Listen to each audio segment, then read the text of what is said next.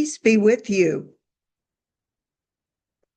A reading from the Holy Gospel according to Matthew. When they hand you over, do not worry about how you are to speak or what you are to say.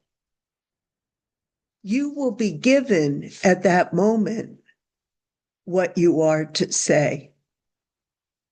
For it will not be you who speak, but the Spirit of your Father speaking through you. Therefore, do not be afraid of them. Nothing is concealed that will not be revealed, nor secret that will not be known. What I say to you in the darkness, speak in the light. What you hear whispered, proclaim on the housetops. Everyone who acknowledges me before others, I will acknowledge before my heavenly Father. The word of the Lord. For it will not be you who speak, but the Spirit of your Father speaking through you. Your Father speaking through you. Isn't this the essence of the holy mystery of preaching? Now, I've heard these words many times before, as I suspect you have. But last week in my prayer, the gospel canticle proclaimed, "What you say of me does not come from you. It is the Spirit of my Father speaking in you." These words just halted me. They laid me low. They laid me flat out with my face to the ground. You know, it was one of those spiritual moments where you're just shaken to the core. But I had to ask, why now?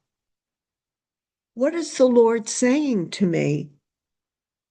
And what am I supposed to be doing with all of this? I'm sure that the prospect of beginning this preaching journey with all of you had something to do with the why now. But I had to take to prayer the second and third questions.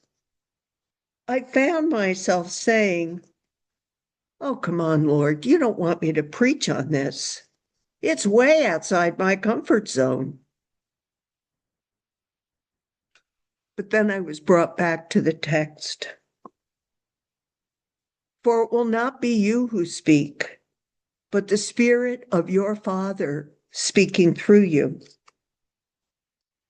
And do not be afraid. What I say to you in the darkness, speak in the light. What you hear whispered, proclaim on the housetops. And so I come before you, a flawed student of the craft, to offer what I believe to be the Lord's words of encouragement and support. First, I believe the challenge is to name and claim the gift of preaching, especially for those of us who are laity. Claim the reality that you are called to preach the good news.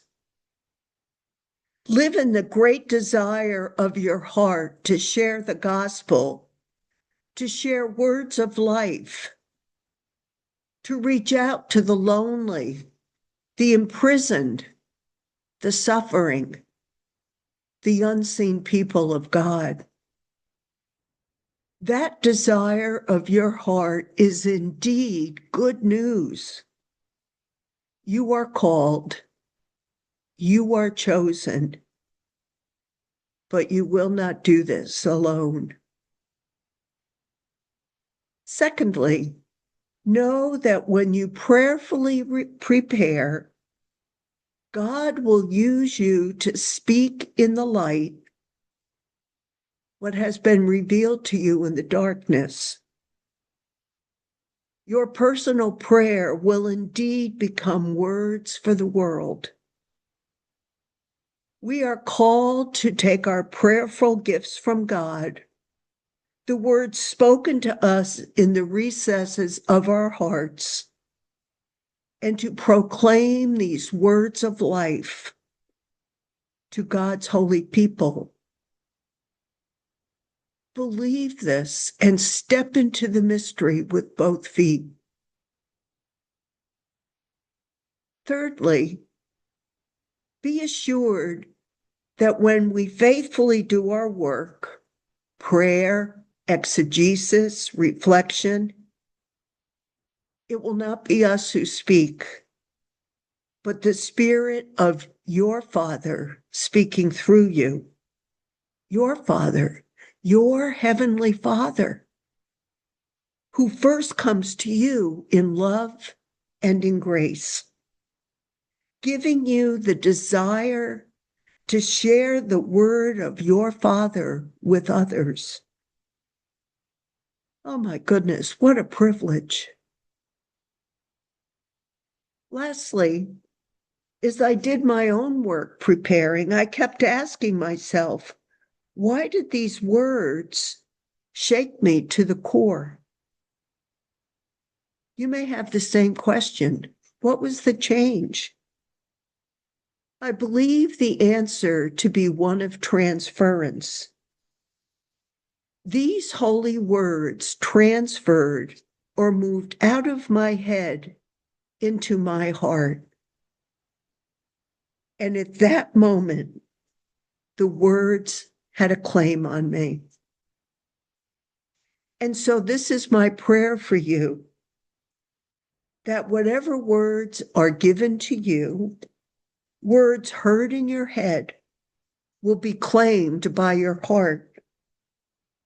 For it is this movement from head to heart that fills the will with the unquenchable desire to preach.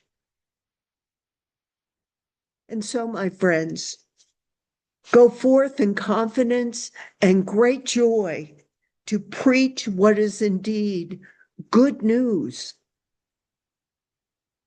You are called, you are gifted, but you do not do this alone.